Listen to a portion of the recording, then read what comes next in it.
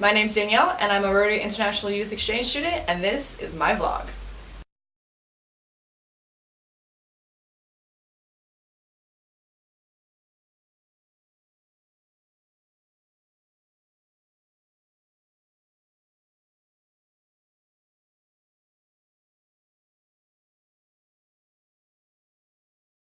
So, Rotary International Youth Exchange, what is that?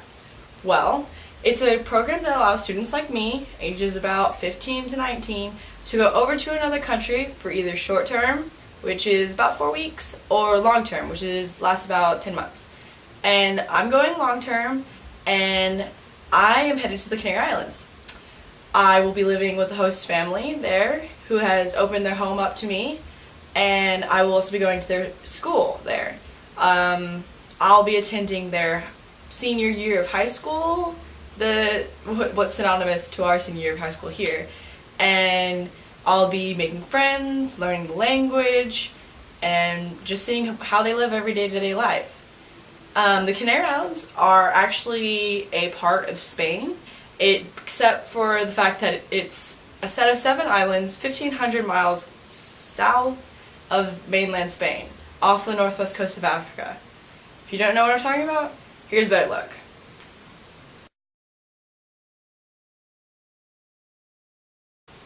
So that's where I'll be. I'll actually be on the island of Tenerife, which is the biggest of the 7 islands. About 80% of it is covered by a volcano, and so that is surrounded by a national park. And I'll be actually on the northeast end of it. It looks like a little peninsula. Here's where I'll be.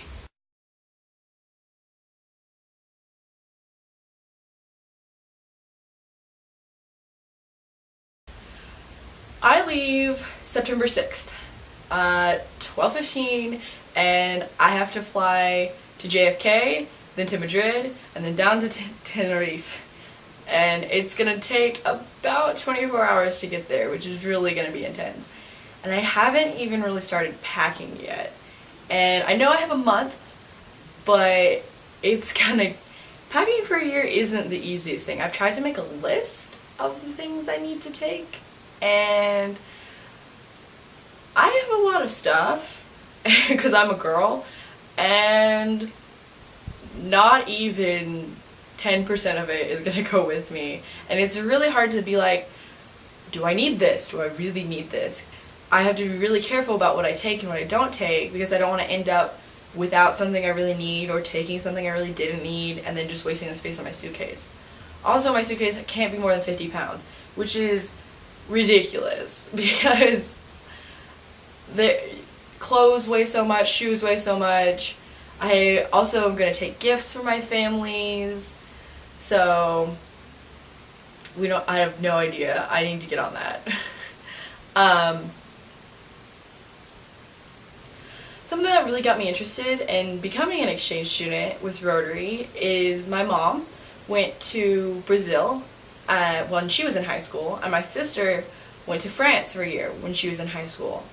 And one time when we were in Disney World, my mom met these people who spoke Portuguese, and they didn't speak much English, and she was able to actually translate for them and tell them how fast passes worked, and it was really cool because it broke down the language barrier, and we wouldn't have been able to actually meet them or talk to them if she hadn't gone overseas for a year.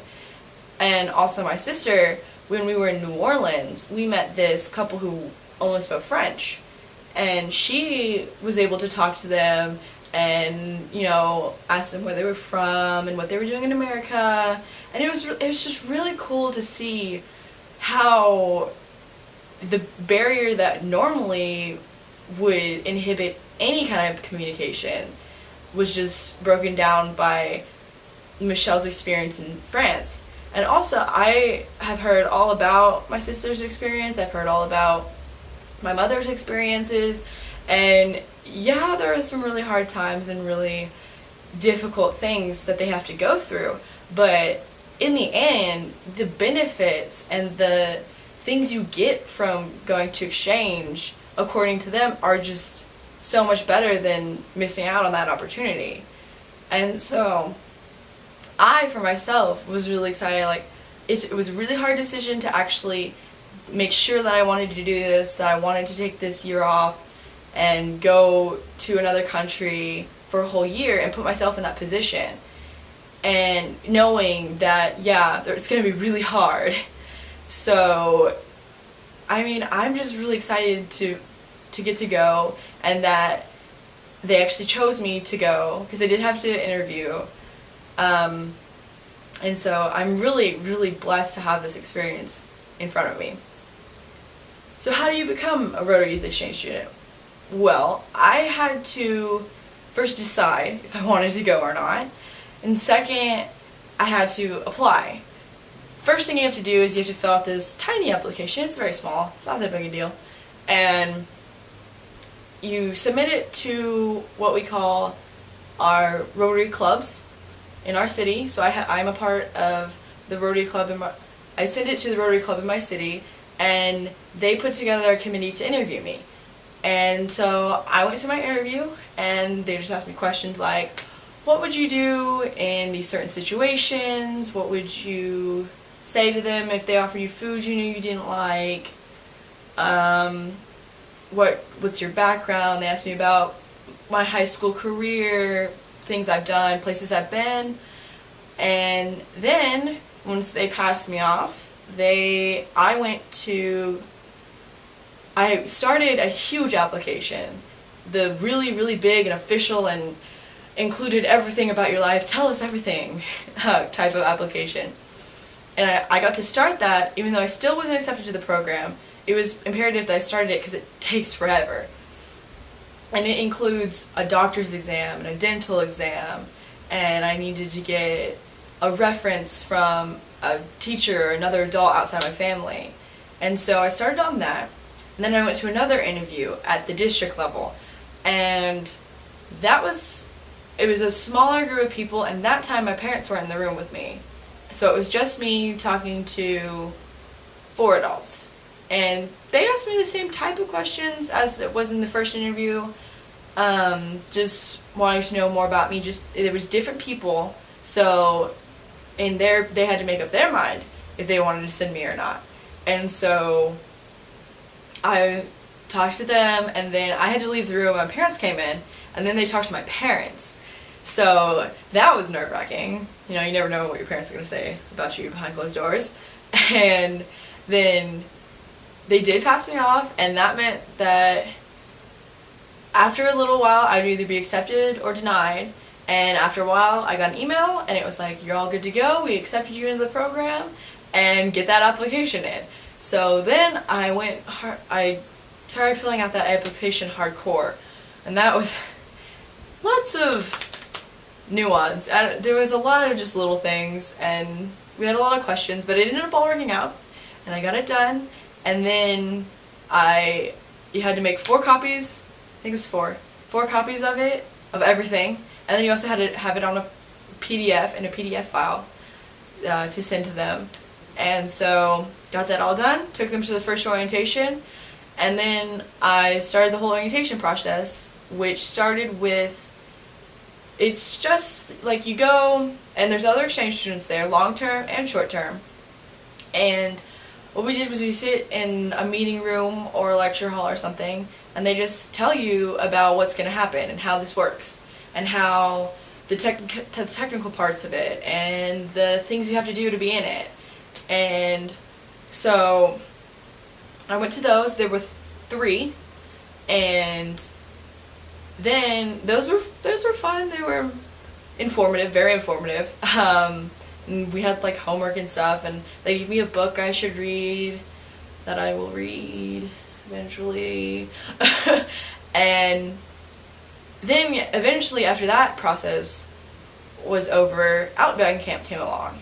And Outbound Camp is when the middle section of America is under one kind of Rotary unit called Scry, and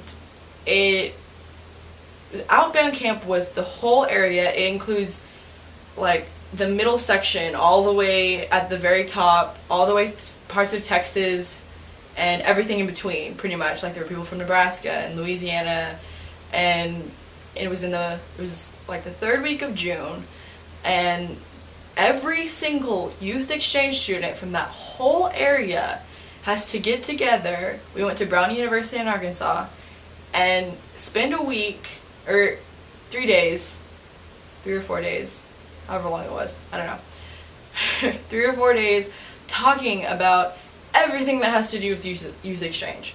And so even though it's that huge area, there were only about 60 or maybe 60 students tops, and which is, if you think about it, it's not a lot. Like, this is the whole area for Scry.